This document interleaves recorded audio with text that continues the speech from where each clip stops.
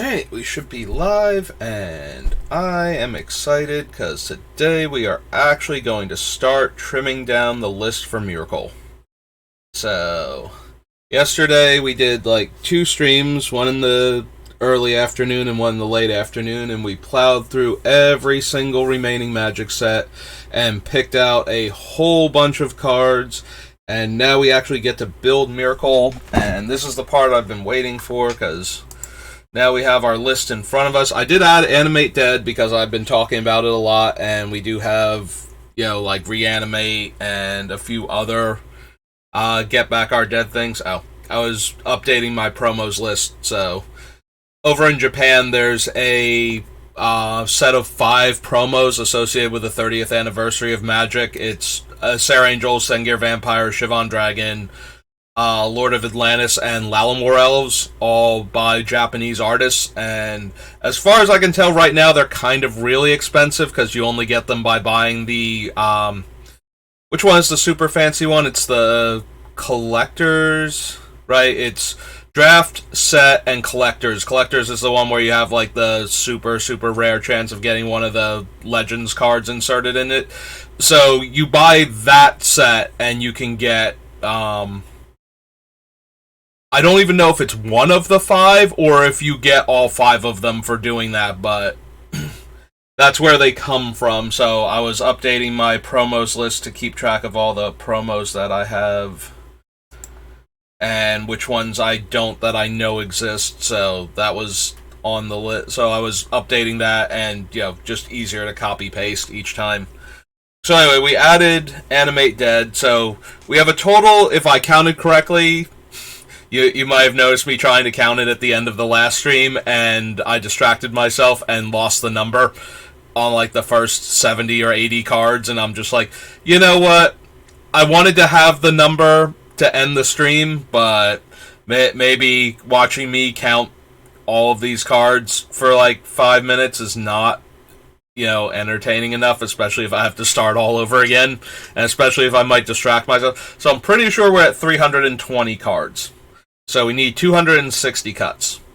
And some of these are going to be really easy. So, like, there's some stuff that we kind of moved away from. Like, now that we're not full-on aristocrats anymore, or even thinking about it, it's pretty easy to cut a bunch of these cards. So we're going to get rid of Su Chi here.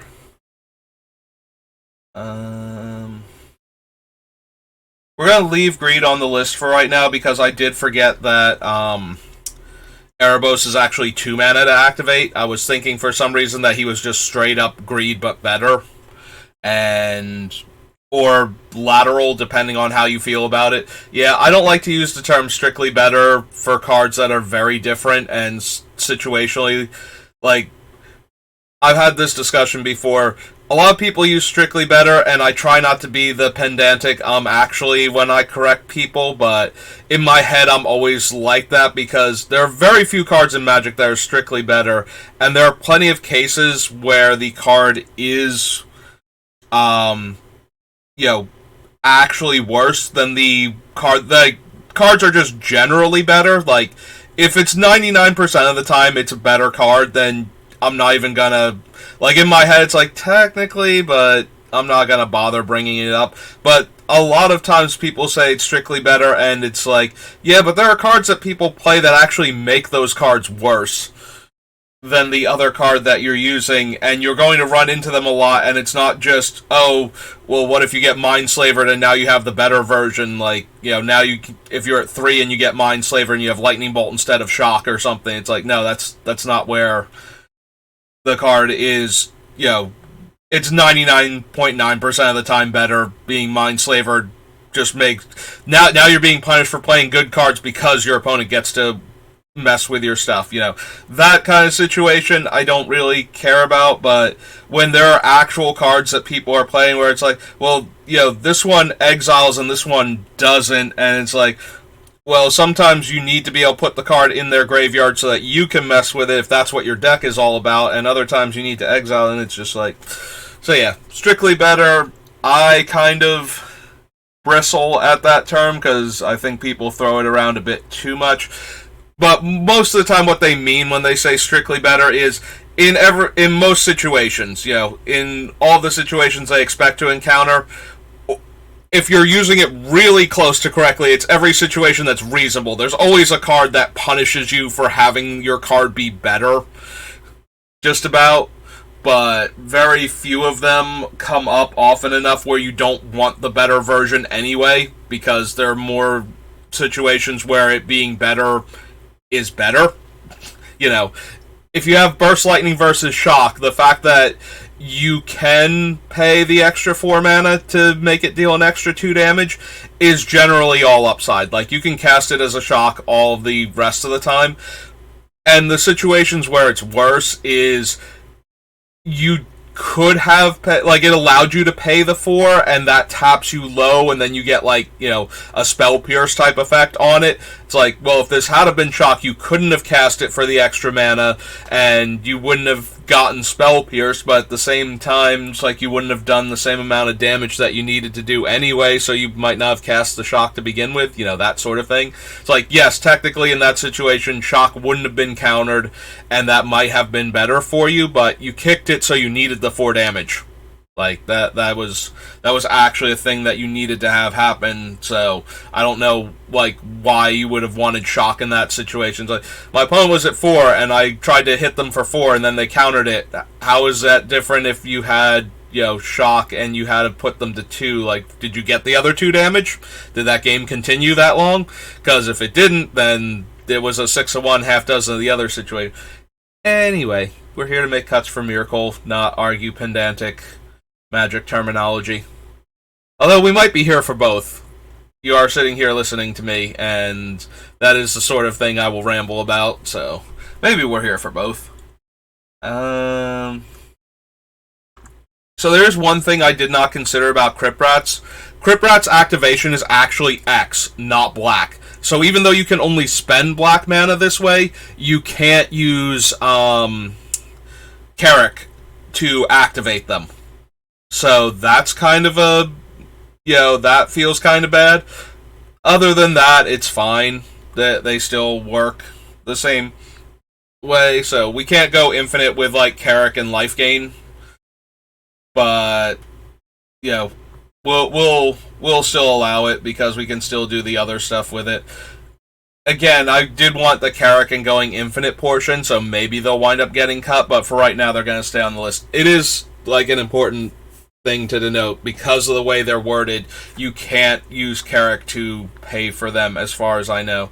That'd be really weird, because the X itself is colorless, but you can, then in the thing afterwards is you can only spend black mana on X, kind of like the way Drain Life is worded, and that's kind of disappointing in that regard. But it's one of those, you can activate it for as much as you want, but as much as you want can't be non-black mana. And to get around that, it has to be worded that way. As opposed, there's no X, but half mana symbol black type thing.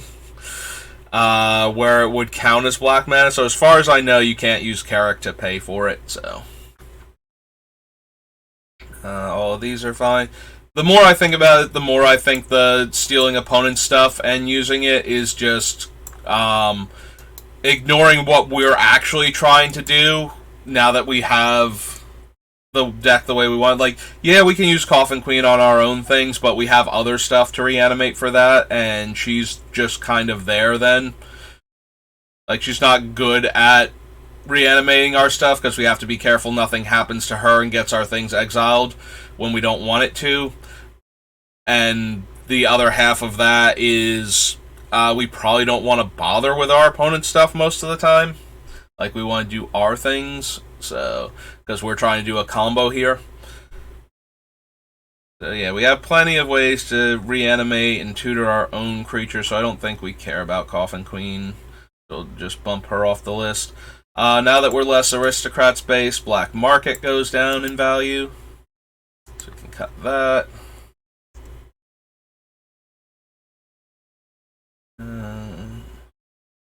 Avatar of Woe, Arshard, Sterling Grove, Diabolic Intent, Ladmary's Call. Herald can stay for now. Yeah, we'll leave in all of these one-drop, like, 1/1s, but we'll also leave in, the Heartless Summons, and then we'll figure out, like, which ones we actually want to do out of the two groups. Type of thing. Like, do we care more about making things like Myrkul cheaper, or do we care more about having ways to protect Myrkul once he's in play? We'll figure that one out. But it looks like we might lose Heartless Summons just because of the sheer number of 1/1s that we have on this list, or X1s in general. I don't know if we're going to be able to do that. I was amused at first by the idea that no creatures would have comes in play abilities, but then we would turn ours into enchantments. But the more I think about it, the more I think, well, that requires Myrkul to be in play, online, and us doing our thing, and that might just be too much. Like, we might not be able to do our cool combo if we're, if our things don't work in the meantime. Kokushu was one of those things, like, early on, I was considering it, but now that we're more of this combo deck, I don't think we need Kokushu. Like, he's not bouncing back and forth in and out of play, constantly draining our opponents. We get to do that basically twice, at most. So, go ahead and cut him.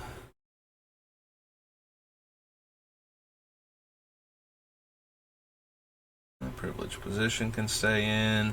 Angel of Despair, I think, is just way too much mana. Like a 7-drop or something. I'd rather just run the Archon if we're going to do that. Leave Protean Hulk in because it's a tutor. Oh, I did forget to write down what Ghostway actually did. I'm pretty sure it's a mass blink. Eternity, Damnation. Yeah, I don't need to write down a lot of these things. I kind of remember what they do. Right now, Mega still technically does what we put him in for. He's probably going to get cut eventually. $sign is 4, right? So this is supposed to be a 4-drop equipment. There we go. Felix Tutor, the Revelark, Medic, Queen, Cauldron, Cinderhaze, Devoted Druid, Farhaven Elf, Greater Aromancy. Yeah, all of these things get to stay in for right now. They'll probably get cut eventually. We have fewer ways to sack enchantments than I thought we were going to, so the Archon can come out.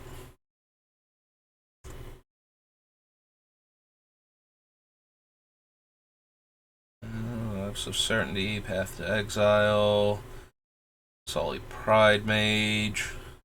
Sully Pride Mage got on the list because of the you can sack it and then it'll come back and then you can sack it again.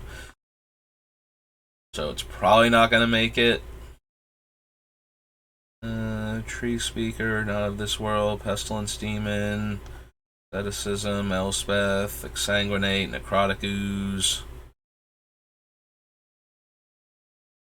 Yeah, Sheoldred's just a value card, and I don't think we need her. We have plenty of other ways to reanimate our stuff, and we don't really need to be killing off our opponent's stuff as much. Mentor might still make it if we keep all of these little guys in, but Zacchaeus stays in because he buys back our things. Blood Artist was because we might do Aristocrat shenanigans, so that can come out. Yeah, Avacyn Restored being alphabetically very early on is a lot. So, we have a bunch of blink effects early on, too, that I don't think we actually need, because we wound up not caring as much about individual comes into play abilities. Like, originally, I might have built this deck more as a value engine, and then just had the secondary thing be our cards that get better when they're in enchantment mode instead of in creature mode. But I was still, even back then, I'm leaning back in the creaky chair now, making all kinds of noise. I was still, even then, trying to decide if we wanted to do Aristocrats, reanimating our enchantments with Opalescence and Starfield of Nyx, or taking advantage of the fact that they were non-creature enchantments now. And I decided on the third one as our primary focus. So now we can get rid of a bunch of the things that care more about the other two modes that the deck could have gone in, and especially stuff that was earlier on. that we put in primarily for that type of effect. So we'll go ahead and cut that. It's 10. Restoration Angel is 11 cuts so far. I can see my little clipboard upticking, telling me how many items I have on it.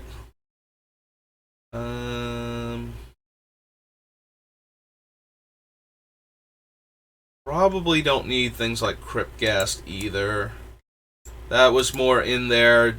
It accelerates our mana a little bit, and later on it can die into an enchantment.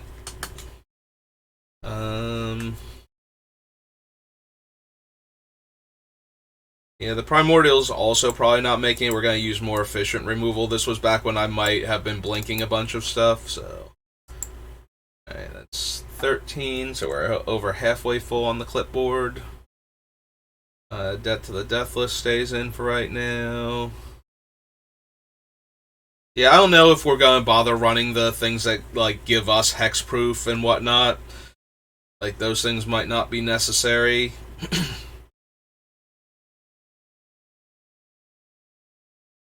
Blossom, Skybind. Yeah, Skybind is another one where I was considering blinking our own stuff repeatedly for value, and I don't think we really need that. It's 14.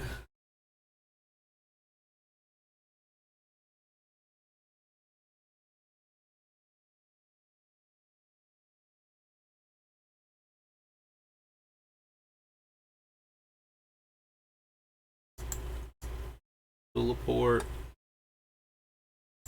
Can go 15. Alright, so we're on Oath of the Gatewatch. Let's clear the clipboard out. Got 15 cards we just cut. Let's to 05. Clear all. And go back to Oath. Anguish Unmaking, Second Harvest. My creature's indestructible. Search for a legend to hand. Aetherworks Marvel, which again is a 4-drop artifact, so leave $signs.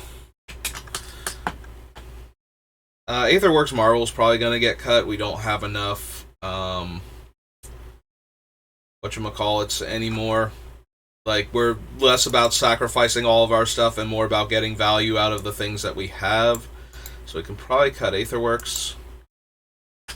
Noxious Gearhulk was in there because it's a value creature that we might flicker a bunch or, you know, sacrifice and bring back to trigger that comes into playability again, so we can get rid of that. End of my turn, Revolt to look at the top card of my deck. If it's a permanent, I can put it into play, otherwise it top or bottom. Probably don't need that now. Felidar Guardians when we were flickering things.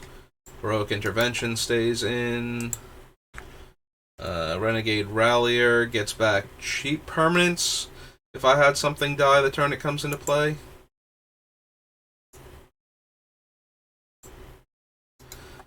Probably not. Walking Ballista is one of our, like, when we have infinite mana, gonna generate all the value.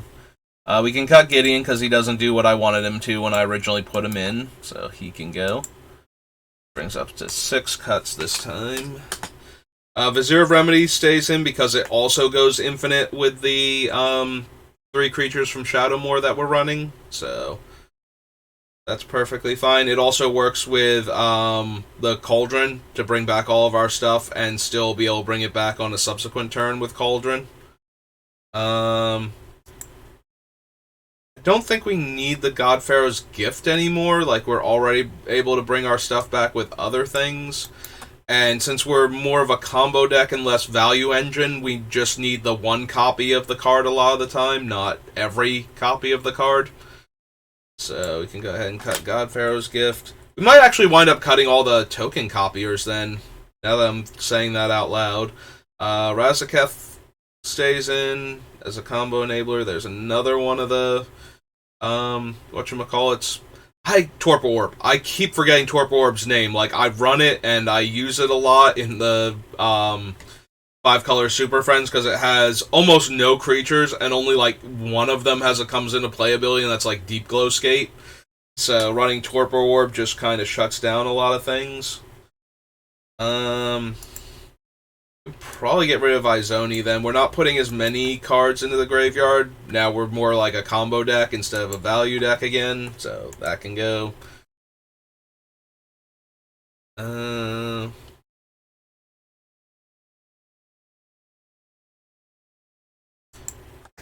If we wind up cutting more of the aristocrat stuff, Tesa's gonna go too.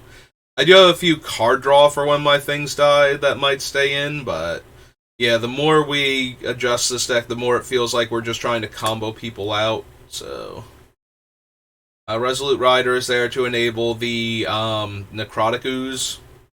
So that's gonna stay in for now. Yeah, the Archon and the Ajani's one probably are getting cut because, again, more value, less combo. Fiend Artisan is a tutor. Yeah, Eerie Ultimatum gets back a whole bunch of our things at once. Luminous Broodmoth is kind of like Mikaeus in that the thing dies and then we bring it back again. I don't know that we need that anymore. We'll have to see. It's harder to get rid of the flying counter than it is to get rid of the +1/+1 counter with Mikaeus. Like, we can remove all of the... We don't have Triskelion on the list. I wonder if that should just be in here or not. I feel a little bit awkward about putting Triskelion in here. That kind of cheapens the whole thing. Because we're just doing the Mikaeus Triskelion combo, but...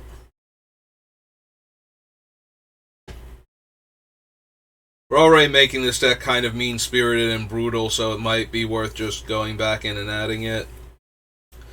10 or less total power can bring all of our combo pieces back. Mythos of Nethroi is just one of those catch-all removal spells that almost all of our removal spells are catch-all instant speed with the right mana. Look at the top card and can cast creatures, so that's already makes a 3/3 beast. Next time I cast a creature this turn, I get a creature with lesser CMC from the deck. Yeah, all of Vivian's things seem like they're really good for enabling getting a creature-based combo into play. Yeah, I'm starting to think we might not need the whole doubling season. Whatchamacallit's like the doubling season, parallel lives, anointed procession, second harvest. I'm starting to think like all of those are probably going to get to go now. So, because we're no longer caring about sheer volume of the tokens that we're making. Now we care more about which individual pieces we have. Tegrid's Lantern can kind of go infinite. Like, if we have the infinite colorless mana, then we just need the black mana in order to keep untapping it until we kill somebody. It's a bit more long and involved than some of our other things. I guess if we're keeping the opponents have to sacrifice things when we do, which might get cut, then Tegrid herself is a bit better. I had Vorinclex because we had doubling season, and I was thinking about, all of the things we can do with the Planeswalkers, but maybe we just want to take those out too. So, we don't have other things that care about counters, so if we cut Vorinclex, it's up to 10 cuts. Kaya can exile a non-land permanent. Creature dies or gets exiled. I return to my hand and make a 1/1 spirit.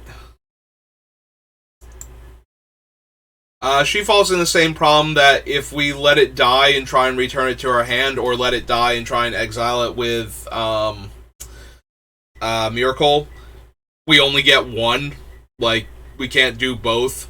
So Kaya can probably go, despite her minus, her base minus being pretty decent in our deck.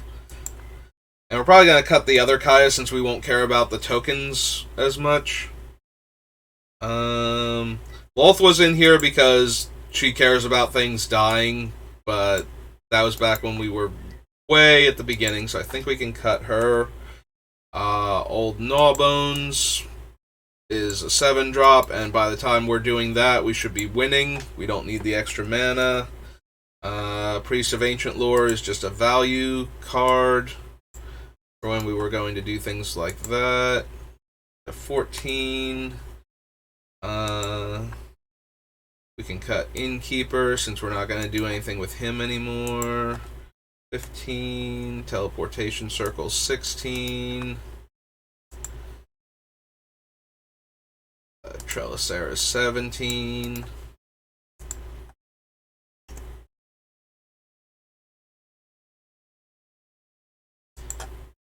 We probably don't need Adelaine anymore. Again, this was when we were more aristocrats, potentially. So, having her, whenever we attack with anything, she makes a 1-1 that can very easily die and get all of our death triggers going.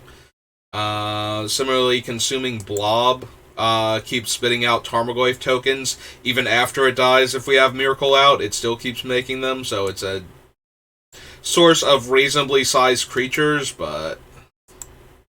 Alright, so that's 19. Let's find one more cut, and then we can go... They're all fine for right now.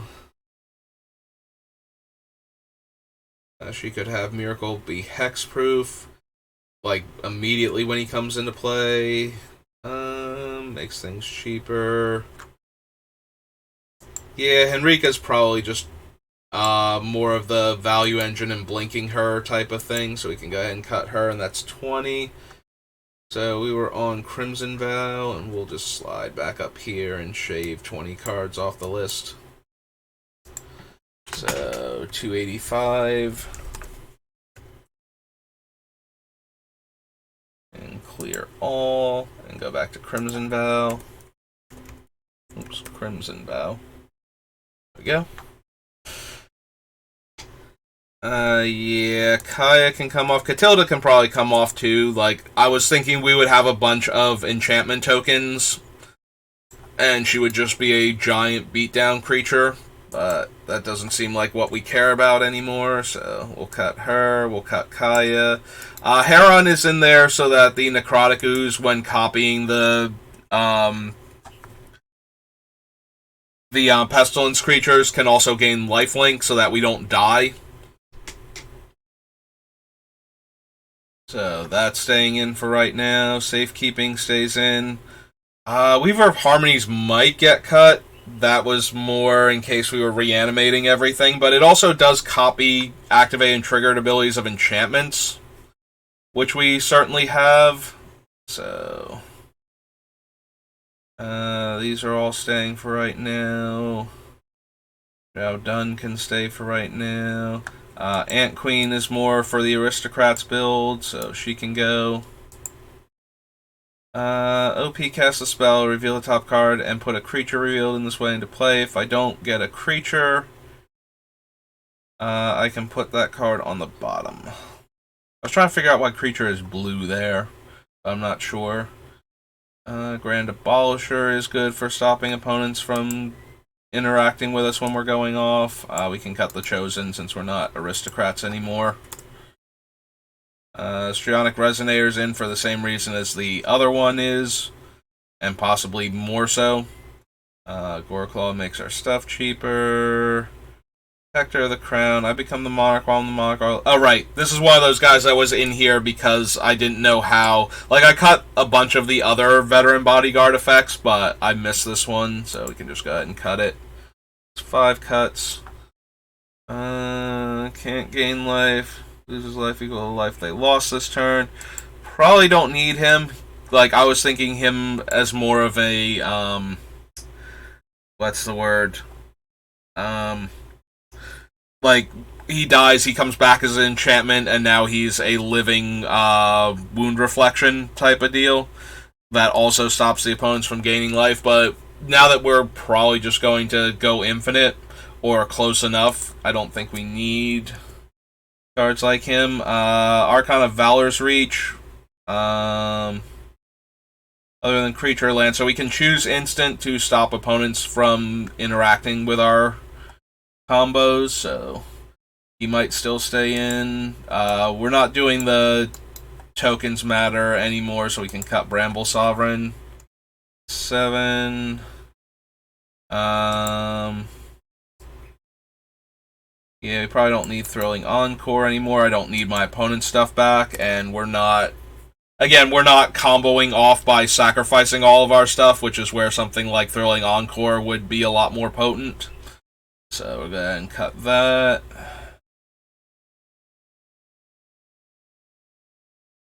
This Priest of Fell Rites, Profane Tutor, Sanctum Weaver, Solitude, Timeless Witness. Yeah, Bio-Waste Blob we probably don't need. This would keep making copies of it, so if it turns into the enchantment version, we would keep making enchantments and triggering our Enchantment Matters cards, but that doesn't seem necessary. Kodama the East Tree, have another permanent enter the battlefield. If it doesn't put there, I can put a perm from my hand with lesser CMC. Might be able to still use this to do combos with. Magus of the Order still technically works, but we might cut it because we have enough tutors. My token leaves play. Yeah, it's more of an aristocrats thing, so we can get rid of Nightblade. Slash the ranks, except commanders. Emerald Archdruid, EOT. My token becomes a 4/4 bear. Yeah, I was considering him as a way to animate them without necessarily reanimating the ones we didn't want to, but that's kind of whatever at this point. My tokens have tap add green might still be relevant, though. Having all of my enchantments be able to tap for a green mana when I'm not doing anything else with them is kind of helpful, potentially. For doing, like, other stuff. We don't need the Ophiomancer anymore. We're not doing that. So that's 12. Primal Vigor is one of the token makers, so we can cut that. That's 13. Life's Blood Hydra is not what we're doing anymore, so that's an easy cut. 14. Bastion Protector. It's kind of redundant, but might stay in for a while. Now that we're not aristocrats anymore, we don't need Gave at all, so we'll cut him. Alright, we're on Arcane Signet. We got 15 cards, so we can go back up here and go down to 270. And then jump back down to Arcane Signet. Teferi's Protection, Magus of the Balance. Magus was in here because he didn't affect enchantments, so that was kind of neat, but I don't think we need him. Oh. We should clear all before we start adding more things to the list, so that way I have a correct assessment of what we're getting rid of.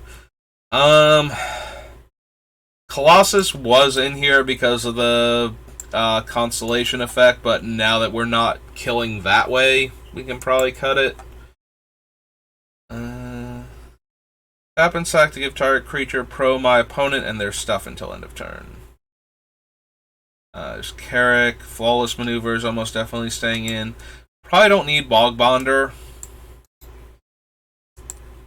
with the whole hexproof granting thing. Yeah, if we're going to do that, that's probably better, and we're still probably going to wind up cutting these guys. Prowling Geistcatcher was more for the Aristocrats build, so he can go.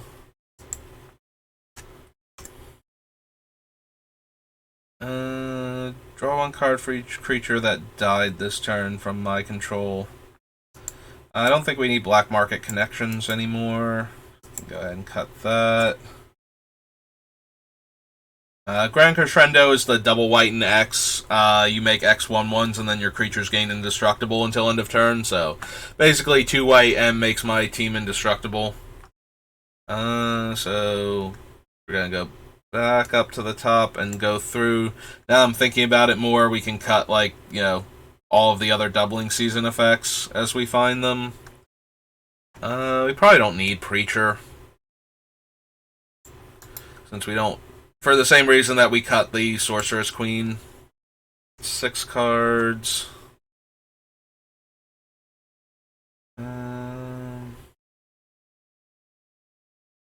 Tutor, Call the Wild, Infernal Tribute, Mind Stone, Reanimate, Scroll Rack, Survival, Wood Elves. I don't need Greater Good, actually. 7.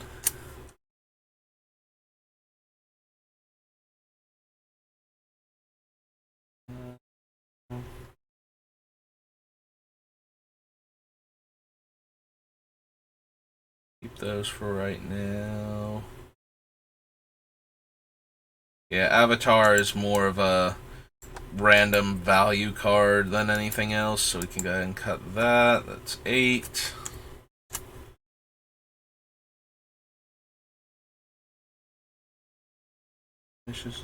We're not making the tokens anymore. We still have a bunch of creatures in our deck that are relatively cheap, but I think we have enough removal that we... I'll leave Aura Shards. It's still really strong. There are a lot of decks that get hurt real bad by Aura Shards, including some of the things that we're doing in this deck can really get wrecked by it, so... Guess we'll just leave it in for right now. Romancer. Yeah, I don't think I need Shroud. Like, it's a cool idea, but there are a bunch of these cards, and I don't think they're going to actually do much. It's 9.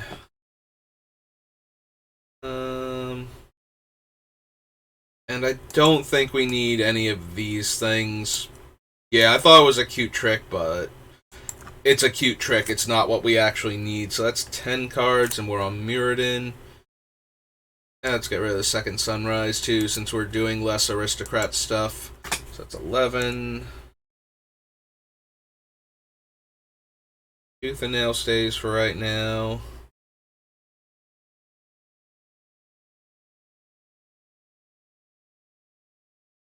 Takes 3 mana to protect Myrkul with 8.5 tails. If the thing's not white to begin with, and 2 mana if not. I guess it stays in for right now, and we'll see if we keep her or not. There's Doubling Season. So yeah, we can go ahead and cut that.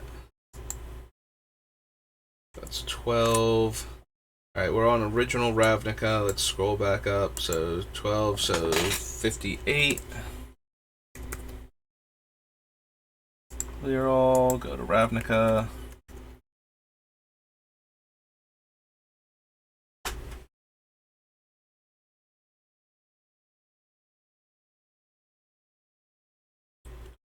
Guardian Hulk, Atakar Valkyrie we can probably take out.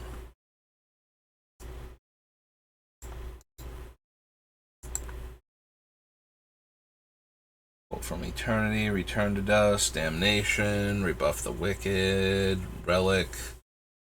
Magus feels more like a... Let's focus on our combo and things that either get it back, enable it, or do other positive things. So we'll cut the Magus, since that's more about killing our opponent's stuff and slowly and starting in there they get a choice about which ones go first type of thing, so even though it's technically not sacrificing them. I suppose we don't need Midnight Banshee then either.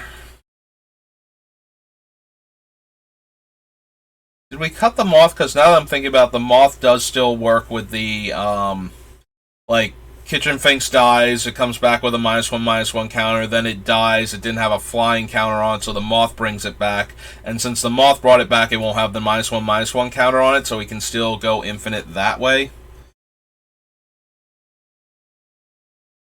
So that might be worth considering, so the Moth might actually make it if we didn't cut it already.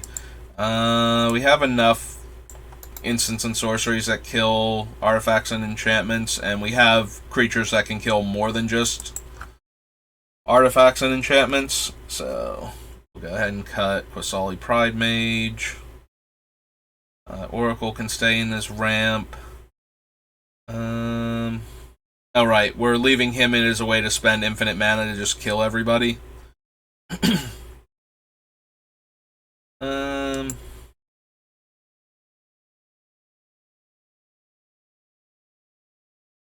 We have a bunch of different ways to give our creatures hexproof.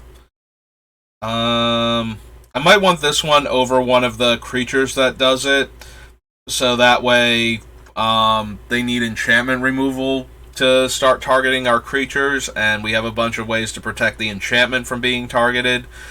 So we keep going round and round in that circle. We cut the doubling season, so we're cutting Elspeth and her ability to kill all the non-token things. It's 5.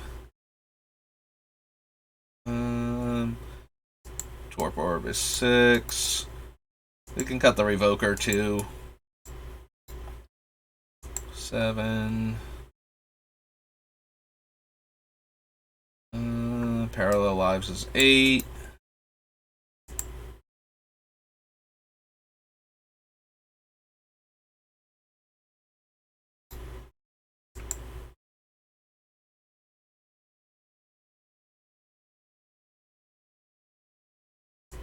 Yeah, I was thinking about ways to stop our opponents from making us do things like sacrifice Myrkul, but probably don't need that, and I probably just want the Tajaru Preserver anyway, and I don't have that on the list, so 9.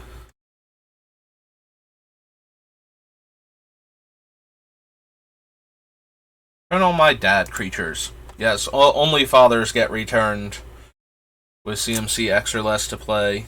We have a bunch of these on the list. I'll probably cut like 2 of them at least. Death to the Deathless. It's one of the hardest ones to cast at double white, double black. I'm pretty sure it's supposed to be 2x life, and I gain 2x life, but yeah, we can go ahead and cut that. Because we already have Exsanguinate and a couple other things that we can dump infinite mana into. That would go just as well. And they're, like, they don't have the complex 4 mana color specific casting cost on top of all the X's. Agent of Erebos. Aegis of the Gods can go. Because we're not running any of those anymore. It's 11. If we're not sacrificing tons of little creatures, I think the Dictate and the other one can actually go too. So, the Grave Pact. So that's 12, which means we can probably get rid of, what's her name? Tegrid. Let's go back up here and cut Grave Pact. Yep. Apocalypse. Should be like Stronghold or something. Versus block.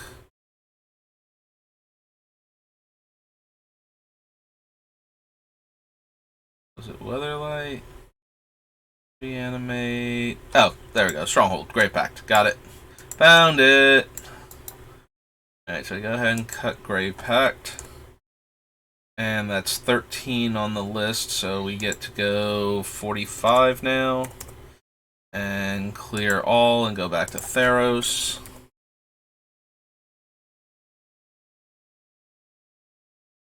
One of the Gods and Journey into Nyx, which is actually where the card came from. When my other non-token creature dies, I draw a card. Again, we're less aristocrats, so I guess we can cut Grim Haruspex at that point.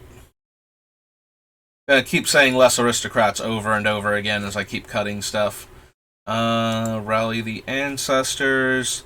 This one brings them back with X or less, and then I exile the spell, and then I can exile them if I don't get rid of them fast enough. So we'll go ahead and cut Rally.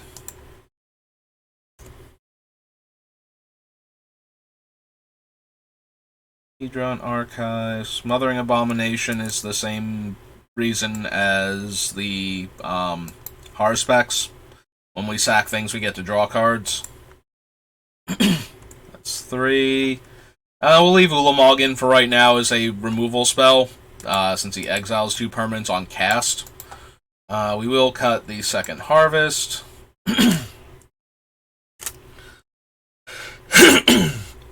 We'll have to double check my legend count before we cut Thalia's Lancers. We're starting to get there, but there are a handful of legends that we're still running that are pretty potent, so... Sidisi, Razaketh, so tutors. We decided to cut this effect, so we're good there. 5 cards now.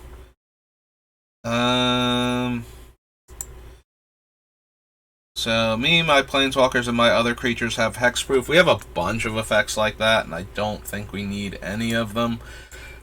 She does work as a way to spend infinite green mana, though. Like, she can buff all of my creatures a billion counters and then get through for damage, potentially. I guess we can leave her for right now. Teysa, we're getting rid of all these effects, so we can cut her. 6.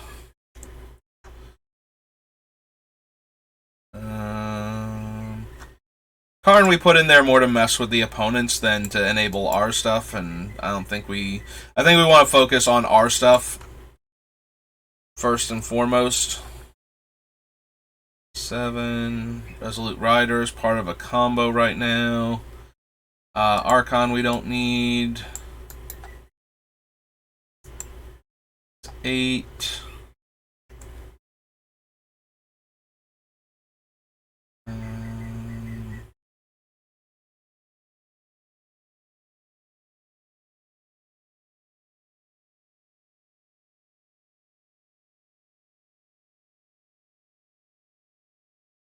Glorious Protector is not as good at her job as some of the other cards would be, so we can cut her. Cut Tegrid since we cut the Brave Pact effects. Cut the Keen-Eared Sentry. Getting rid of everything from Forgotten Realms. He says more about having fun with our opponent's stuff, so we don't need her. She can go.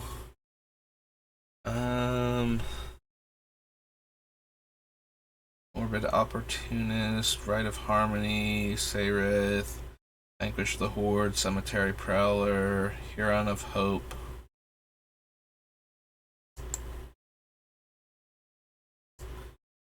Yeah, we can get rid of the Dockside Chef since we're not producing as many things to sacrifice for value anymore.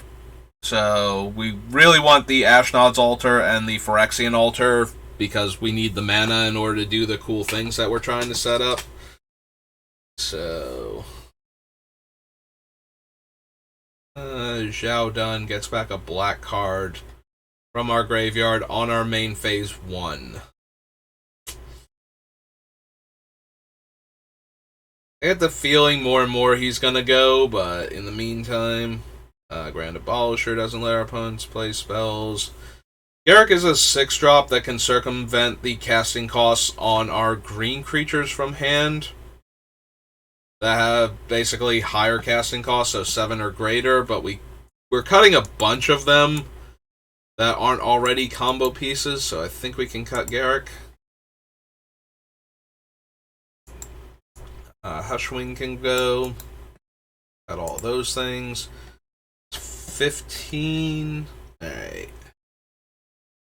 Let's go back up here to 30. Clear all and head back towards Strionic Resonator.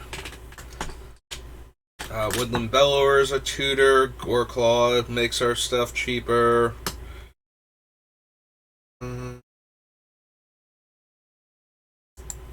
Yeah, Yawgmoth is more a way to sack our creatures for value, and we're cutting a bunch of those, so we can cut him also. Biding Grace stays in if we keep all the 1-drops that can protect our stuff, and goes if they go.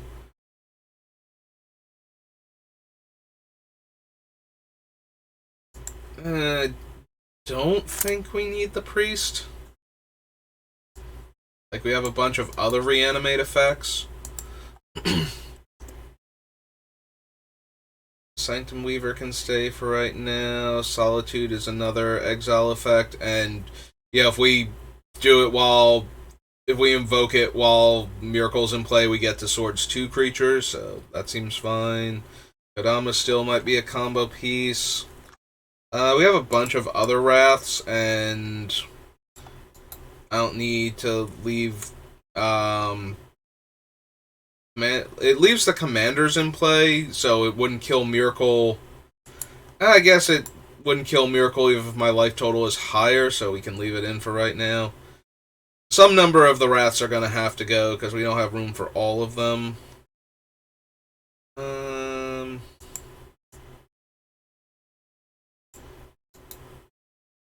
Yeah, I don't think we care about Containment Priest. That's more for disrupting other players. Marin, we have enough reanimate effects. We don't need her. 4 now.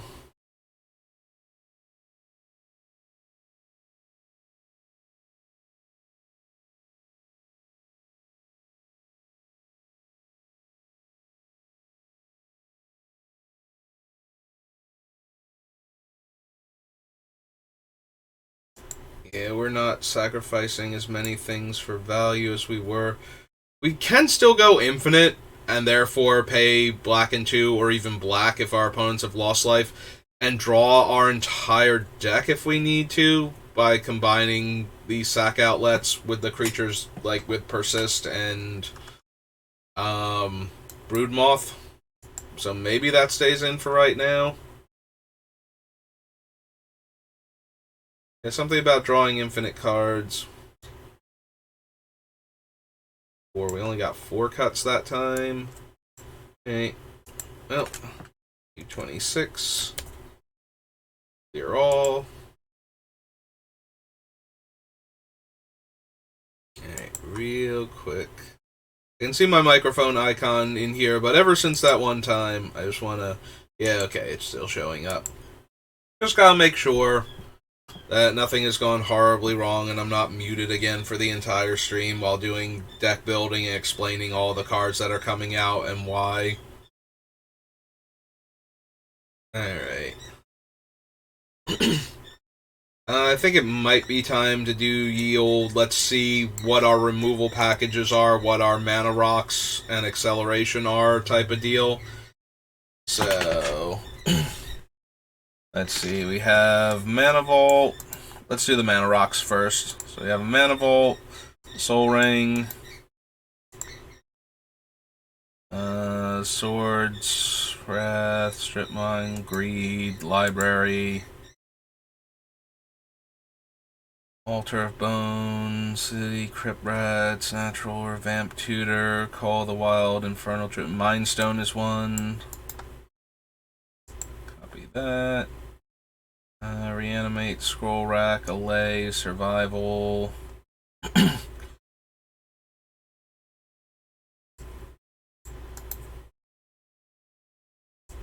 Wood Elves is in for ramp. Warm Power Stone. Yawgmoth's Will. Fence of the Heart. Grim Monolith goes over there. 6 now. Granger.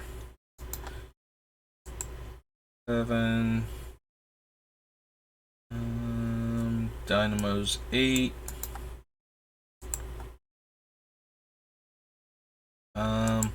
Elder kind of, like, he doesn't ramp, he just finds lands, but I'm kind of putting him in the deck for that effect, so let's go ahead and copy him.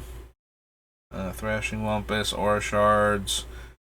Altar and, like, both altars are in here for their combo enabling and their mana ramp, so they're not going. So I don't feel the need to add them to the list the way I am the other ones, but excuse me. But yeah, like, those two have to be in here because they do everything for what this deck is doing. So it's more about finding the ones. Alright, Mirari's Wake. doubles our mana, so that has to go on this list.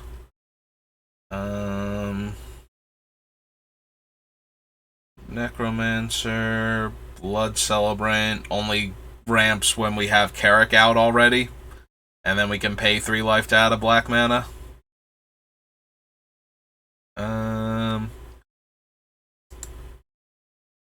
Oops.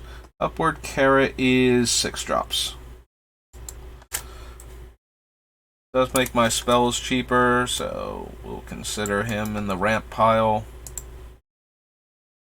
Temple of False Gods, Gilded Lotus goes in. Up to 12 now. Sad Robot. Tooth and Nail, Ewit, Dosen, 8.5 Tails, Sakura Tribe Elder. Get over here, Steve. 14.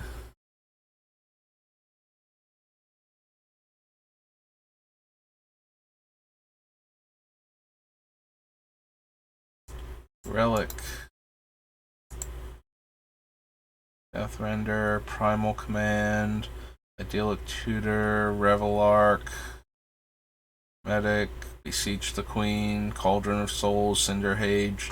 Devoted Druid is in here, like it can ramp us, but again, that is one that is in here because of the combo piece aspect, not because it's mana ramper. But yes, it does actually fulfill that role to a degree. Like, we can get 2 mana out of it before we have to worry that it's going to die.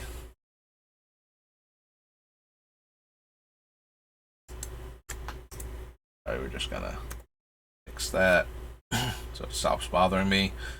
We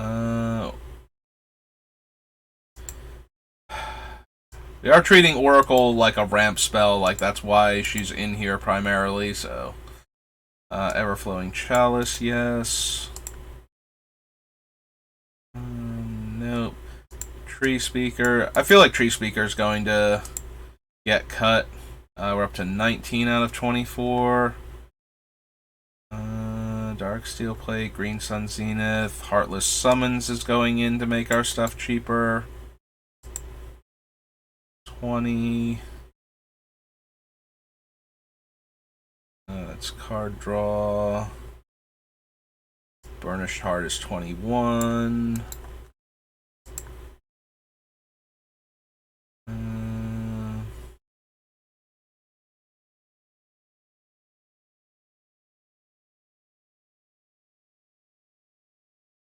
Hedron's 22.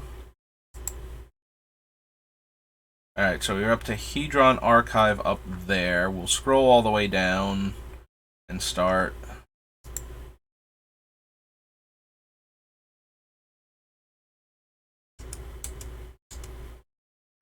Alright, mana, production.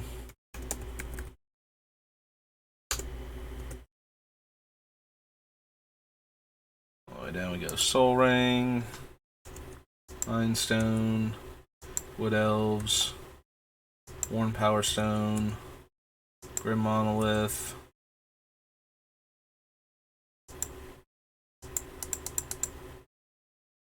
Ranger, Grand Dynamo,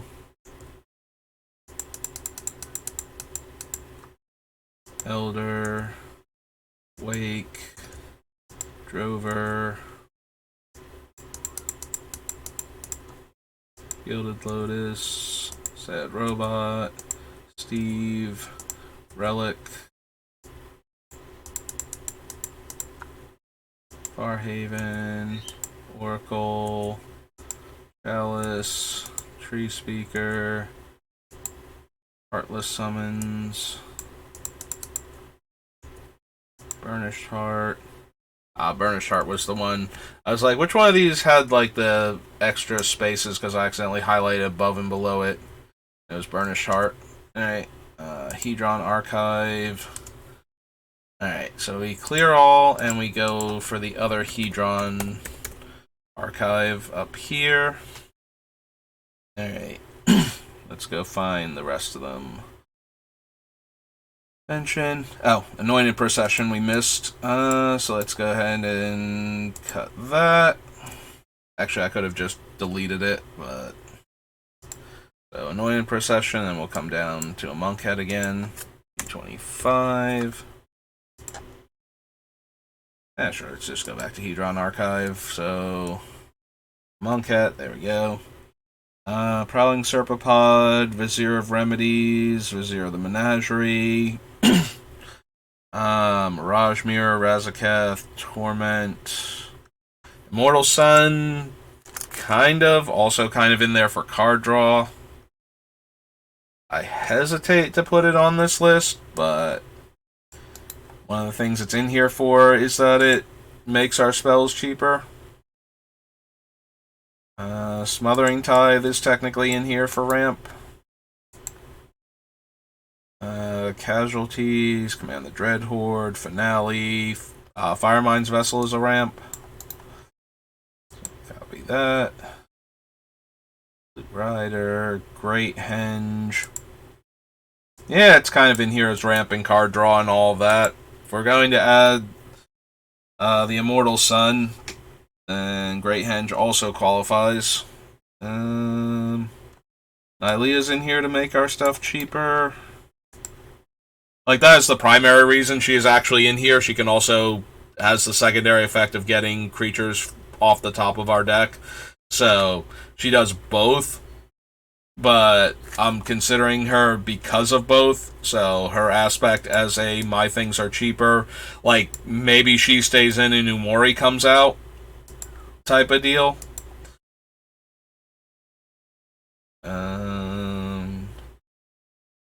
Oh, Skyclave Relic, yes.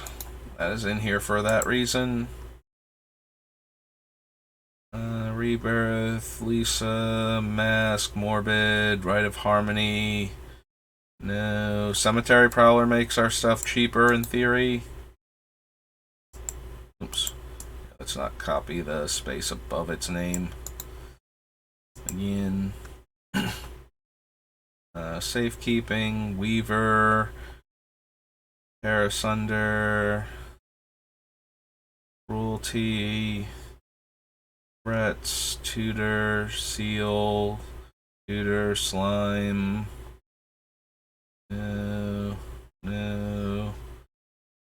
Goreclaw's in here to make our big expensive things cheaper. Archon, no. Giver, no. Abiding Grace, no. Profane. Sanctum Weaver taps to add based on our enchantments. You have to consider her. Solitude, Timeless Witness, Kodama, Vegas.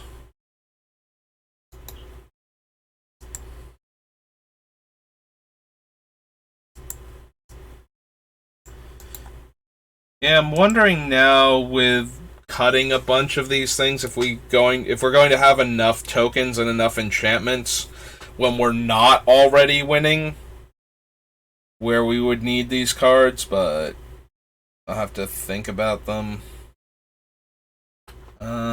Scavenging Ooze, Command Beacon, Arcane Signet. How many are we up to now? 12? Okay. Grace's Judgment, Rescuer, Carrick.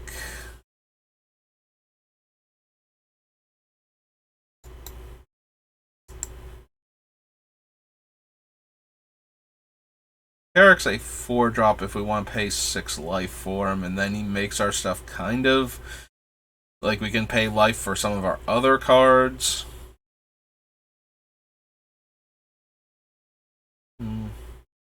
And the Mana Crypt. Okay.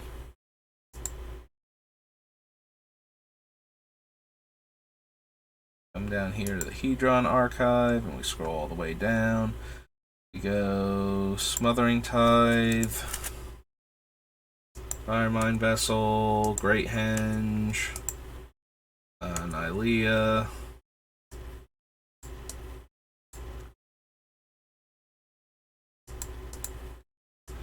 Mori, Skyclave, Cemetery Prowler.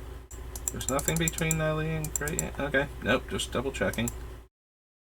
So we have Cemetery Prowler. Up too far, I think. Not far enough. Oh, there's Cemetery Prowler. Okay. Yep. Doorclaw. Sanctum Weaver. Jaheira. Oops. Arcane Signet. And Mana Crypt. I did not put a space between Sanctum Weaver and Jaheira. Mari, Nylea, Great Henge, Firemind, Smothering Tide, Hedron Archive.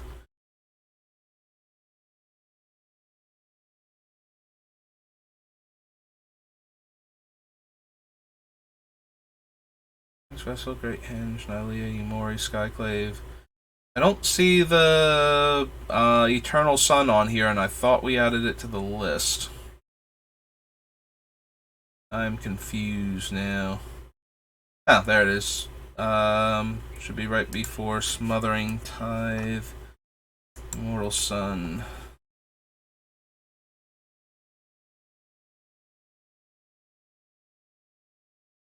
Technically it should be above Smothering Tithe, but whatever. Okay. Yeah, I thought I missed one somewhere, and that's why I was scrolling back down. We have Yumari, Skyclave Relic, Cemetery Prowler. Okay. So we clear all over here.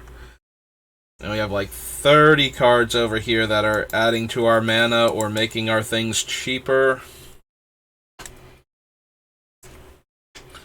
So now we have some decisions to make.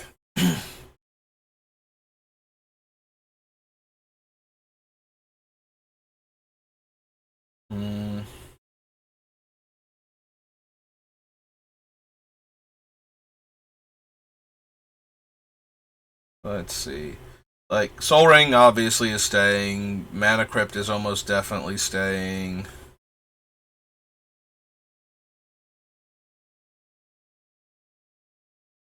How many enchantments are we going to have that this thing... What are our cheap enchantments that we're going to have early where this thing is actually going to be a mana dork, where we're not popping off? Maybe Animate Dead, technically. Although that one... Like, that one's still like a mid-game type of thing, but that would let her add one. Library's a good example. City of Solitude, maybe. Although that one I'm kind of leery about casting when we're not winning. You know, I kind of want that one to come down so that way we win the game with it. Otherwise, we might enable somebody else's combo deck to go off unhindered. Call of the Wild and Tribute are okay, but kind of expensive. Survival's very early, potentially. Defense of the Heart. Karmic Guide, Mother Runes, Unearth, you have Maya Granger. Rector can get us an enchantment, you know, in the mid game.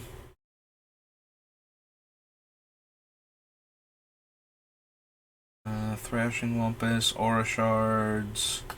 Aura Shards comes down relatively early. Sterling Grove can come down relatively early. Deed can come down early. Karmic Justice. I don't know if we're actually going to wind up playing with these things. Now that I'm thinking about it, like Karmic Justice. This one requires our opponents to destroy our stuff. The other one happens when our stuff goes to the graveyard, like the Martyr's Bond.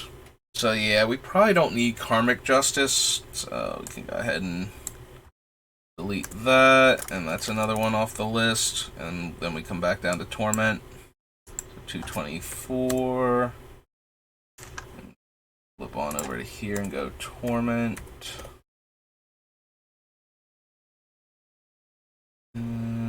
Sylvan Scavekeeper. Mirari's Wake, but once we're casting that, that should fix almost all of our mana problems. Lethal Vapors, but she has to be down before it comes down.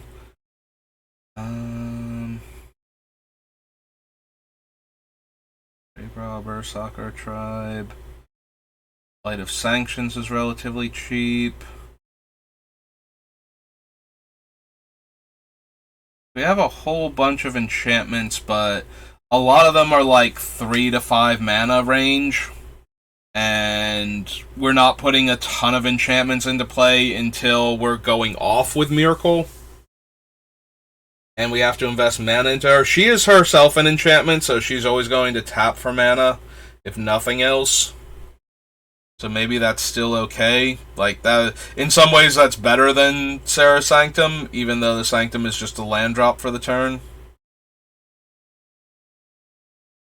and can start making mana immediately if we have enchantments in play.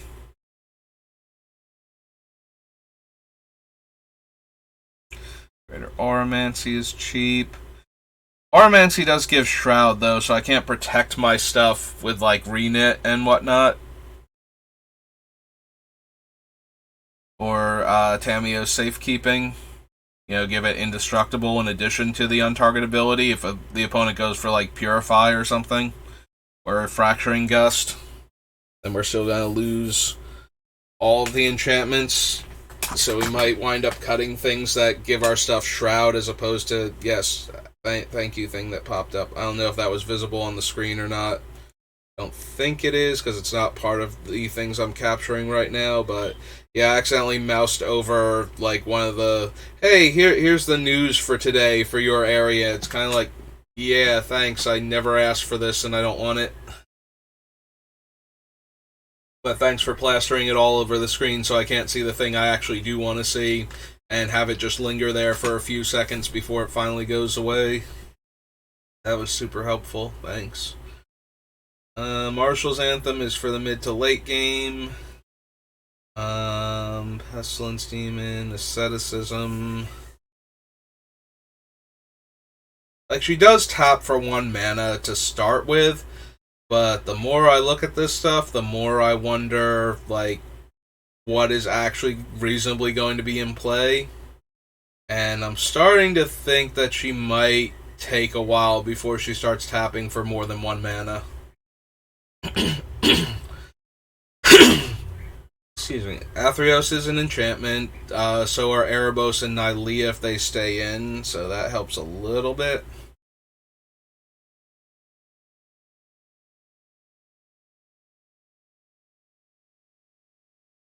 For our enchantment count, but yeah, the more I'm looking at all of this, the more I'm seeing fewer and fewer enchantments that are coming down relatively early. I'm wondering if I don't count Sarah's Sanctum as a land then, if I count it as a spell. Since I don't have enough cheap enchantments to keep it going, or to get it started. It definitely does like come down and tap for like 4 or 5 mana while I'm going off, which is the same reason why Jaheira might stay in, because I don't really make any other tokens anymore.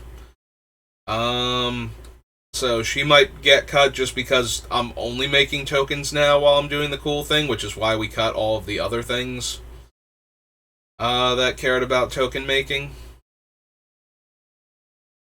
Trophy, Smothering Tithe, Bolus's Citadel, Casualties of War, Dread Horde, Finale of Devastation, Rider, Great Henge. Alisade is an enchantment if we keep all the little guys that can protect my stuff. If we keep the little guys that can protect my stuff, we lose out on Heartless Summons as a way to combo kill the opponent faster by making our stuff cheaper. So that might actually go, like, I don't mind keeping in something like Fierce Empath in that scenario, because then it's just a tutor, like it comes down cheaper, dies immediately, but gets us the card to our hand.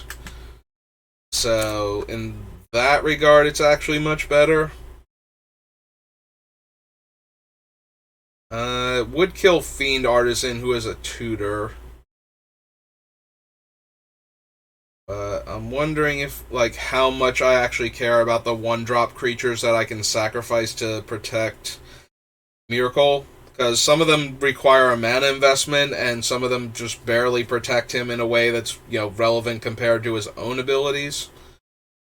So Might still wind up cutting all of those and just leaving in the thing that makes our stuff cheaper. So brand is an artifact.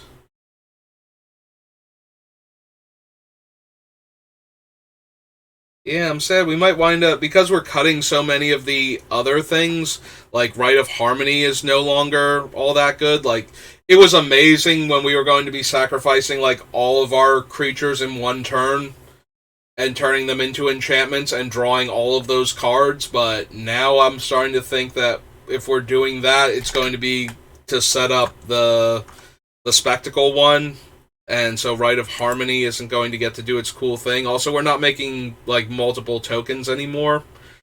So, if we had, like, Doubling Season out, and we have Myrkul, and we cast this, and we sack one creature, that's 2 enchantments coming into play, we get to draw 2 cards immediately. And I think that's good enough, if we're doing a lot of that to begin with, where that's something that's reasonably going to happen, where we would get to draw, like, somewhere between 2 and 5. 2 and 5. We're not going to draw an odd number. Like, 2 and 6 cards. We might actually hardcast an enchantment. But, like, 2 and 6 cards in a turn off of this thing, and then have it in the graveyard to flash it back when we actually do go off it completely. A turn where we think we might, and we start setting it up, and we're making a bunch of stuff, and we get to draw a whole lot of cards, and then see if we... Basically, like, Storm, like, do we actually win this turn? And if the answer is no, then we still have this in our graveyard to try and go off on a future turn. So yeah, that was the original mentality behind this card, and why I was excited to run it, but if we don't have the enchantment count... A little water there. If we don't have the enchantment count, then a lot of these things go way down in value. Because we're only going to have the enchantment count when we're already winning. Like, we're already doing all of the cool things. And so a lot of these cards might wind up getting cut.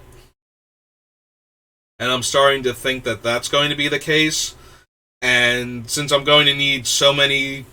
spells in a single turn, I kind of like the casting cost reduction cards more, which is making me lean towards the Heartless Summons over the 1 toughness things that can protect Myrkul once we cast him.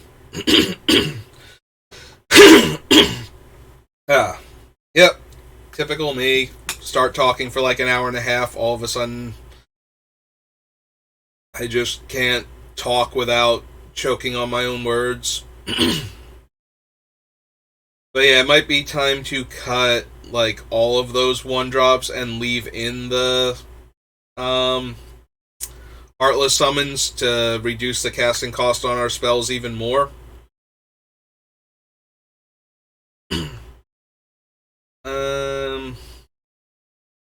So yeah, that's what I'm starting to think is what we're going to do.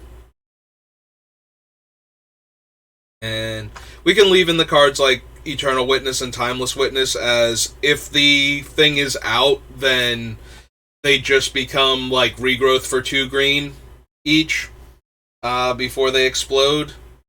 So that's probably fine.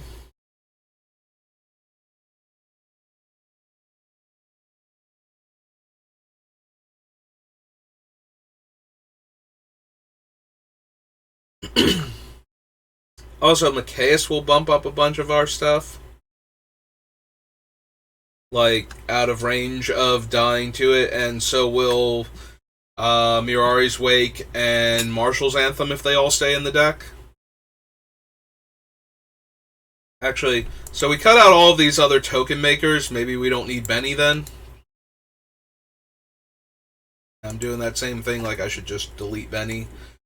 1... Go up here and knock Benny off the list. 3. But yeah, I'm starting to think that we won't need either Jaheira or the Sanctum Weaver now, since we're cutting out a bunch of the token makers, and by extension we will have fewer enchantments in play consistently for the Sanctum Weaver. We'll definitely cut the Jaheira. She does kind of help when we're going off, but that's about it. Like, we sacrifice all these creatures, they come back as enchantments, we can tap them for green mana to continue doing stuff. Like, that might be a thing. Like, we sacrifice it to one of the altars, we get our mana from that, comes back as an enchantment, we can now tap it for green because it's a token. But I'm really not seeing that being as much of a thing as I would like it to be. We can probably go ahead and cut the tree speaker too. We have to have Myrkul out for it to die into the enchantment version of it so we can level it up again and continue having our enchantment soul ring in play. And that doesn't seem worth it. Heartless Summons and Steve is a real non-bo. Like, the other guys at least can come into play and get our land before they explode. And they're cheaper. Cost 2 less and get -1/-1. Yeah, Heartless Summons looks like it's really good with a lot of our stuff early on to set up, but it does mess up Steve specifically. So maybe we cut Steve, because Steve's only getting us a second land if we're already, like, have Myrkul out, and if we have Myrkul out, we have 7+ lands anyway, or we have, you know, Mirari's Wake and 4+ lands, so I don't think we need Steve as much then. Oh, come on, don't diss Steve. Yeah, he has the social phobias. Gotta make him more self-conscious.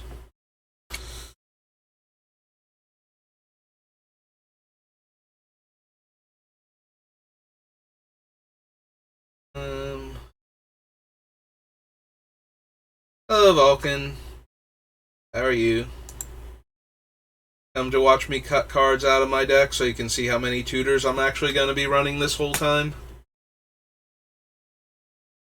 Because it's going to be a lot of tutors. I don't think you're going to like this build. This is a very try-hard combo kill deck. Oh. Okay, then. Nah, that's okay. This deck is gonna wind up. It's Myrkul. Myrkul is so degenerate to begin with. Like, it's really hard to not build a Myrkul deck that isn't super mean.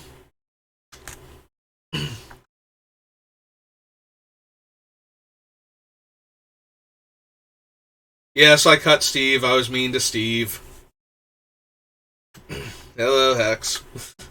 Yeah, Steve is not going to make it because he dies to Heartless Summons before he even gets started, and he ramps early on, but I put him in here originally because I'm like, oh, cool, and then I can sack him while I have Myrkul out, and I get 2 lands.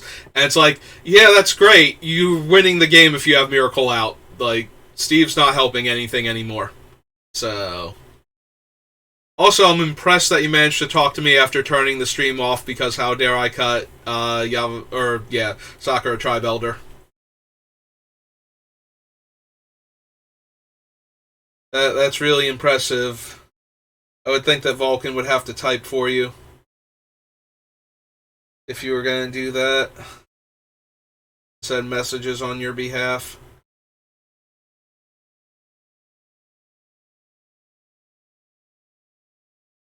Let's see.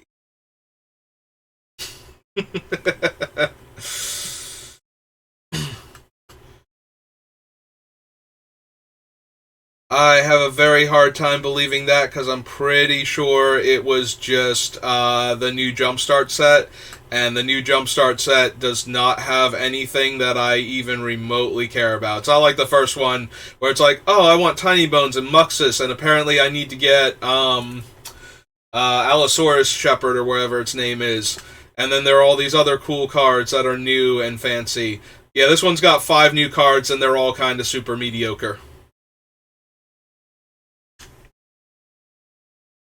So go ahead, tell me how good the event actually was while I cut cards from this list.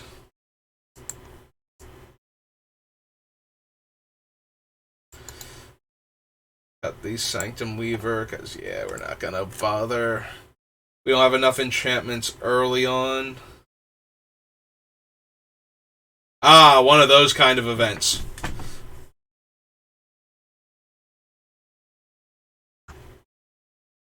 Yeah. That makes me feel a lot better about not driving over there. I got to stay at home and be miserable instead.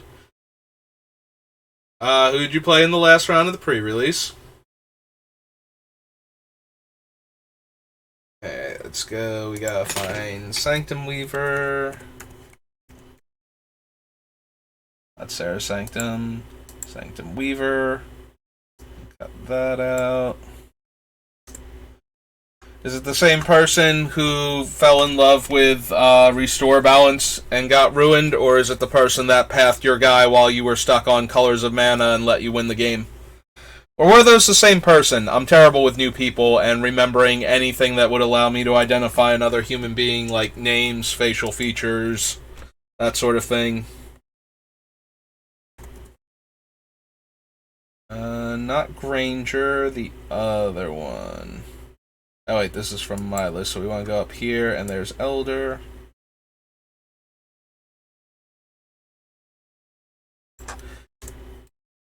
Path to Exile got on the finals and he was the same idiot.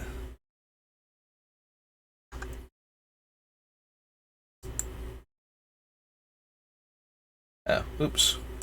Can't just... There was a thing that used to let me just click on... Oh, there it is. There's the allow button.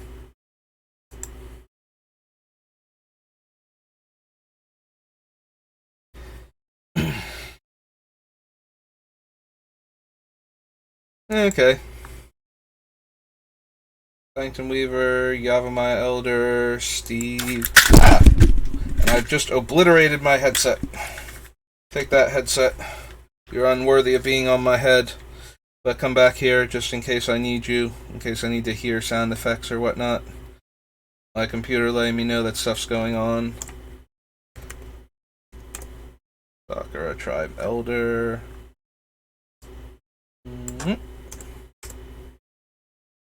Sanctum Weaver, Yavimaya, Sakura Tribe, Tree Speaker, and Jaheira. I'll get Tree Speaker and JAH for Jaheira. Yep. Alright, so that's 1, 2, 3, 4 for Elder, 5 for Weaver.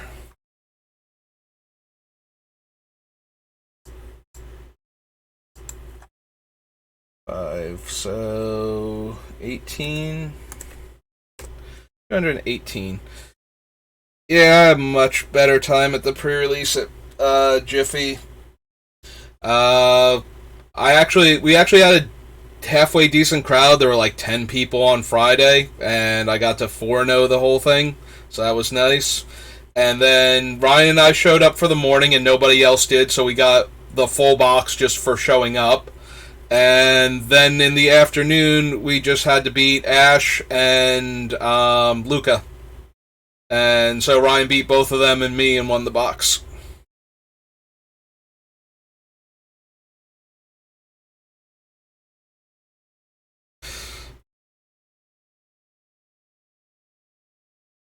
So I had a very good pre-release weekend. Spent less than $100. Got 3 booster boxes and then the pre-release kits out of the whole thing, so that was nice. I'm surprised with your desire not to split that you didn't show up at Frank's, so that way you could just keep winning whole booster boxes.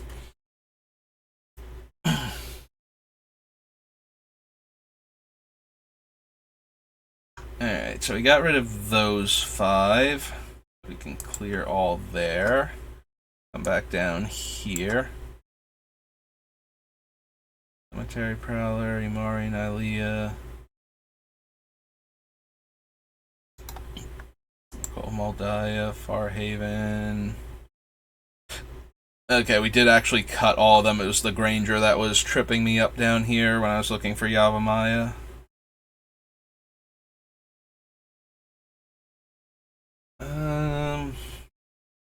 want to cut the Mind Stone. It's probably one of the weakest ones on the list. And we have a bunch of other cheap early artifacts to start ramping with. Yeah, we can probably cut the Mind Stone.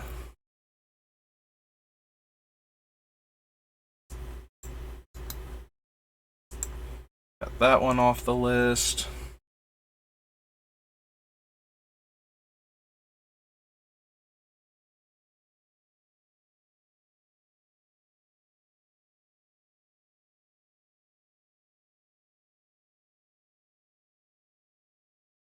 Hmm.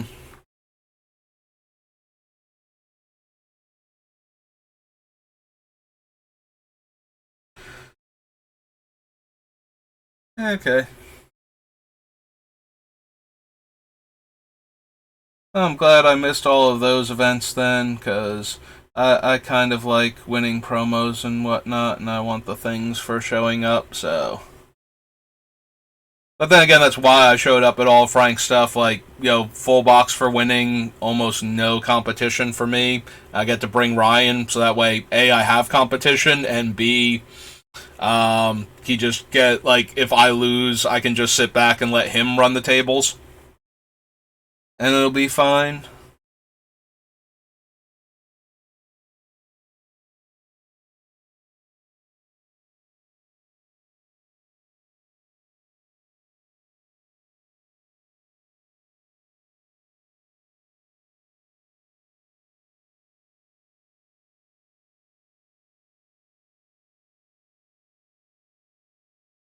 Wait, who does Frank have that would play in an event? Did he hire somebody else that I haven't seen yet? Because it's not like I'm there at all, so. Or is this a thing that happened at the other store? It makes it sound like this was at Frank's. Oh, for the pre-release? Yeah, that makes more sense, and at the same time is kind of, like, they're already a store employee. I have no idea when the unevent is at Frank's, and probably not, because Ryan needs to get Saturday off to go to these type of things. So, I can't imagine he's going to be able to go. For the actual real Magic sets, he wants to go play it. I don't know that he has any interest in the unset.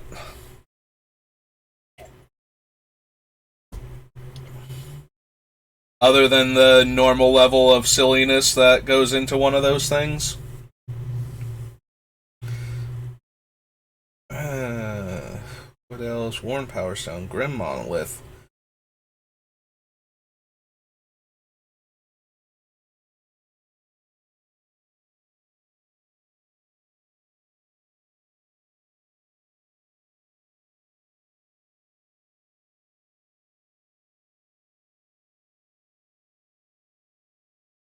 Alright, so I know we want to keep the Wood Elves. I guess we can cut the Granger since it has Echo and that's not.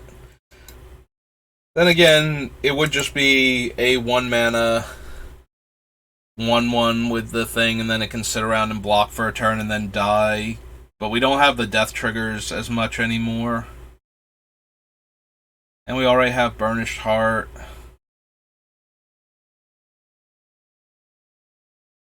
And Sad Robot. I'm talking myself out of it. Maybe we leave in like the Burnished Heart, the Sad Robot, and the Wood Elves, and cut the other two. We cut the Farhaven Elf also. And we just have the Wood Elves to tutor for our dual lands and Tri-land. And technically our other Tri-land from Morning Tide, because it gets a forest.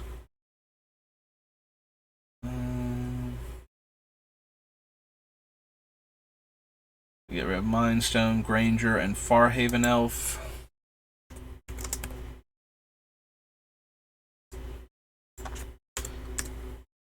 Mind Stone,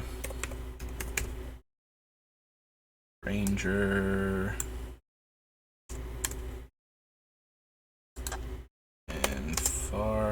Farhaven? No, Farhaven's 2 words. Or 1 word, rather. For those 3.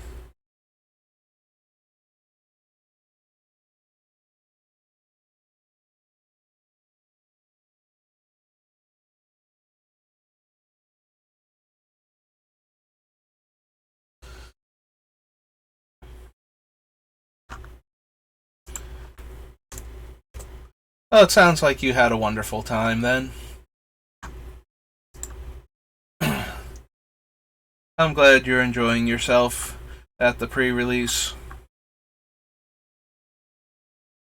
That's the most important thing, is to have fun. It's a new event and you get to try out all the new cards.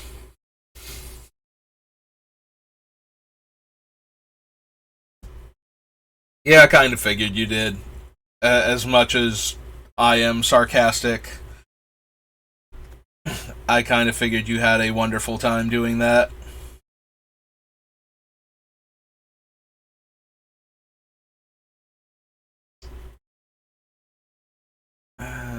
So let's see.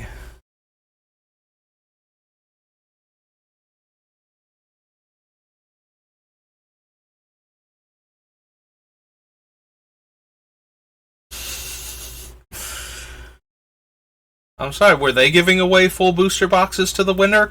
And with like 0 competition for the most part? Because that's a very easy way to get me to come to your pre-release. Like, if I think I'm just gonna roll everybody and get a full booster box of the new set, then I'm down. Um, and then, okay. Yeah, that is the sort of thing that if I know that's going on and I have the choice between that and basically any other pre-release experience, like, I love playing with the new cards anyway. I'm going to have fun with that regardless. So if I can get a big pile of the new set to start off with and I don't have to spend really any money, I have to go there first and foremost. Like, that's just going to be the thing. Like, a whole bunch of other people are going to have to start showing up there that can easily defeat me before I'm even going to consider going anywhere else for the pre-release. Because I like having full boxes literally handed to me just for showing up.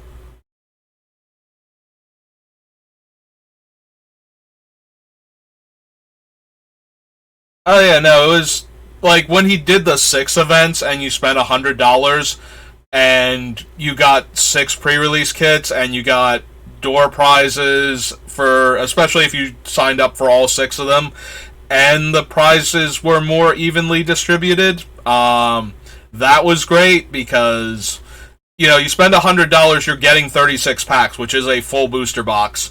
And then there used to be tons of people there, so you were literally playing 4 rounds every single time. And you got to do 6 events, and there were donuts and coffee in the morning. Yeah, no, I love the old pre-releases there. But like I said, if I get to show up at this one and I get a full booster box for walking through the door, then I'm pretty good. And if I can get 3 booster boxes for walking through the door, that's even better. But yeah, I'll take that, but I do just want to sit there and play Magic all day. Like, it's a new set. I want to keep opening packs, putting together new decks, and playing for literally the entire day. So that was like my happiest, was when you could do all 6 events. Maybe 7 if you wanted to do a midnight pre-release somewhere else beforehand.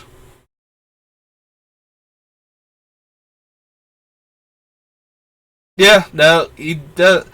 I don't remember him giving out 6 packs for 8th. Maybe it's because he went down to like 12th or something, and they got like 1 booster pack when things were going really, like when he was really hitting like all of his numbers every time for these things. Um, yeah, the only time I ever did a midnight pre-release was the Return to Ravnica, because I didn't play much Magic during Ravnica when it came out. Um, but that one I wanted to show up. Also, that was the first time they started doing multiple promos for the pre-release, and I wanted to make sure I got all 6 of them, you know, before they decide that everything's a promo. Literally everything. There's no specialty to promos anymore because you can get literally every single card in the entire set as a promo. That kind of ruined it for me. And then they started doing that. It's like, well, we also have this other subset of promos that is literally every card from the past 3 sets that you can get in the F&M pack. And it's like, okay, I can't do this where I have to search for the promo and then figure out which stamp it has on it. I'm done here. I can't collect these promos anymore. But yeah, other than that, so yeah, I was really excited to play in a new Ravnica set. Because I had heard good things about the original Ravnica, and I knew they were going to try, at least, for this one. So yeah, I went to work, came home from work, went and did a midnight pre-release, then went home, got up at 7 in the morning to go to Frank's, played Magic until midnight, went home, went to sleep, got up at 7 in the morning, went back to Frank's, played Magic until like 7 o'clock, dropped out of the last event, and then went to work until like 3 in the morning. So yeah, I didn't get to sleep until Monday, basically. So that was an interesting weekend. Like that might have been too much Magic. If there's such a thing as too much Magic, I think that was it. That was as close as I've ever gotten. If I didn't have to drive myself everywhere and I could have just collapsed in a heap at the end of the event, then maybe I could have handled more Magic, but that felt like maybe I might have possibly played too much Magic that one time.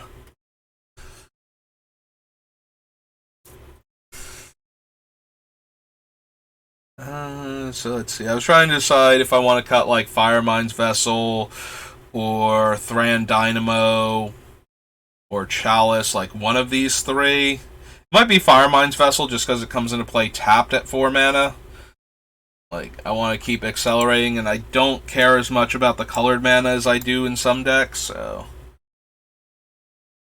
yeah, let's cut the Firemind Vessel to make room.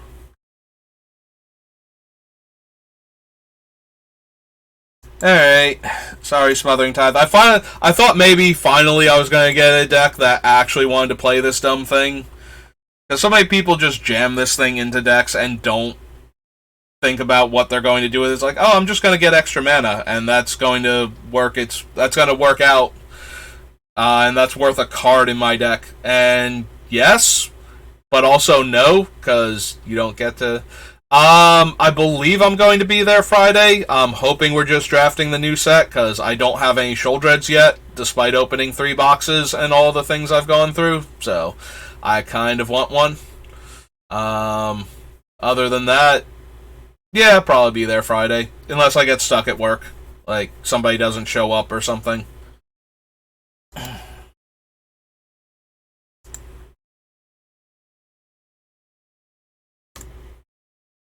Yeah, I mean, I need them for the set, but I'm probably gonna, since I won 3 boxes, I'm probably just gonna get like 1 or 2 to open, because they were collector's boosters, and I kind of need the cards that, you know, or not collectors, set boosters, which is really weird because set boosters are terrible for putting together sets because they have like mini themes in the pack, and so you get like 5 of one uncommon in a box and 0 of another, and it's kind of like I kind of wanted like 2 to 3 of each of them, so that way I could get, you know, a play set of each, not this random weird distribution that you decide to do, Wizards. But yeah, that's, so I kind of need to open like 1 or 2 more boxes just to finish off the commons and uncommons and make sure I have 4 of everything and have artworks that aren't the stained glass versions of the uncommons. Because that's actually kind of hard to do when every pack is like, oh, and by the way, one of your uncommons is always going to be the fancy one. It's like, that's neat, but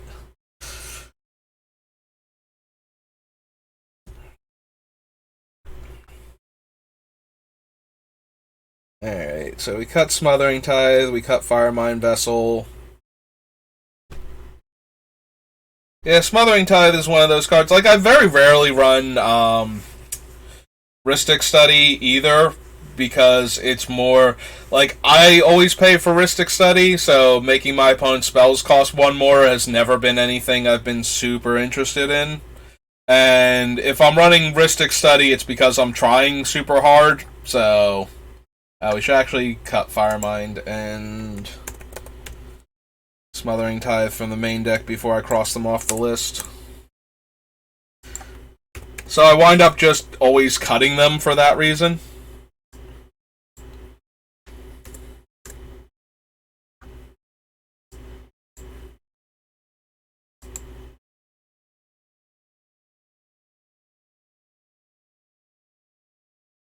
Are you gonna use one of the new commander planeswalker that cares about everything being legendary and does stuff with it being legendary?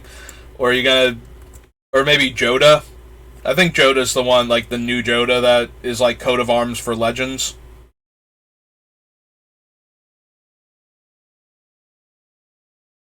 Oh, okay. All right, that's true. It's the Planeswalker cares about legends too, but yeah, the other one of them's 5 color and the other one's Legends Matters, and in my head it's like no, they're 5 color and Legends Matters at the same time.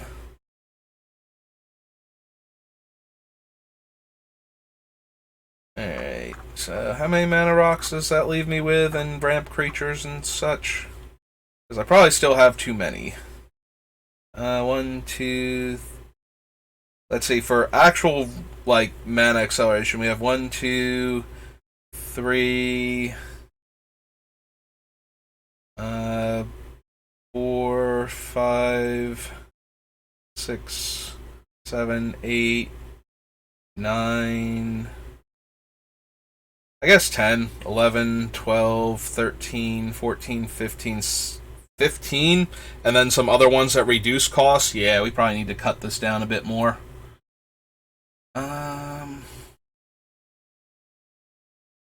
So we leave in the heart because it gets 2 lands, and it doesn't matter what colors we draw. We leave in Sad Robot, so yeah, maybe we cut the third one, the Wood Elves. Wood Elves does fix for everything, though.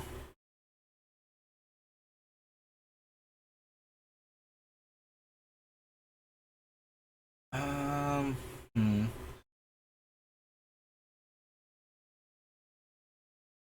Yeah, I get the feeling we're gonna cut a bunch of the casting cost reduction ones, leaving the ones that knock off like 2 mana.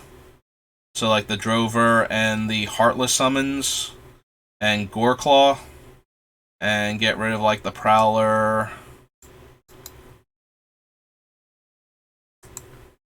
and the Nylea and the Umori.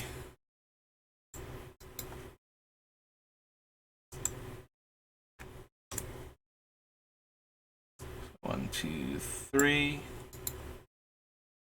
Oh, it is like 2:30. I actually have to get going. I gotta be to work at 3 o'clock. Alright, so we'll cut those 3 real quick, and that'll do it for the day. Nylea. Gone. Fiend Artisan. Umori should be around here somewhere. Yep, there's Umori. Gone. And Cemetery Prowler is just a little bit further down. Vanquish. Cemetery Prowler. Okay. So yeah, we'll cut those 3. But yeah, I gotta get going. I gotta get ready for work. Well, thank you, Vulcan and Hex, for stopping by and talking to me this whole time. And thanks to everybody who's lurking, but I gotta get going, so I will see you next time. Have a good rest of your day.